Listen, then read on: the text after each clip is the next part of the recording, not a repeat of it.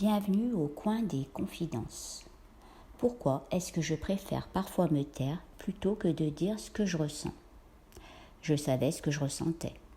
Je savais exactement ce que j'aurais aimé lui dire. Mais au moment de parler, je me taisais, parce que je pensais déjà à tout ce qui pourrait arriver après. Et si je lui disais que quelque chose m'avait blessée, est-ce qu'il penserait que j'exagérais ?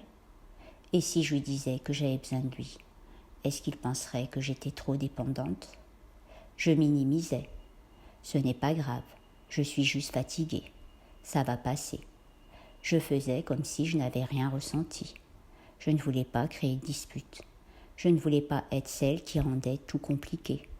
Alors je gardais certaines choses pour moi, même lorsque j'aurais aimé les partager, même lorsque j'aurais aimé qu'ils comprennent ce qui se passait en moi. Et peu à peu, je me suis rendu compte que le plus difficile n'était pas toujours de trouver les mots. C'était d'accepter ce qui pourrait arriver une fois que je les aurais prononcés. Parce qu'il y a des choses que l'on garde pour soi. Non pas parce qu'elles ne sont pas importantes, mais parce qu'on a peur qu'une fois dites, elles changent quelque chose entre nous. Alors parfois, on préfère garder le silence et faire comme si tout allait bien. Même lorsqu'au fond, on aurait simplement aimé pouvoir dire « Voilà ce que je ressens », sans avoir peur de ce que cela pourrait provoquer.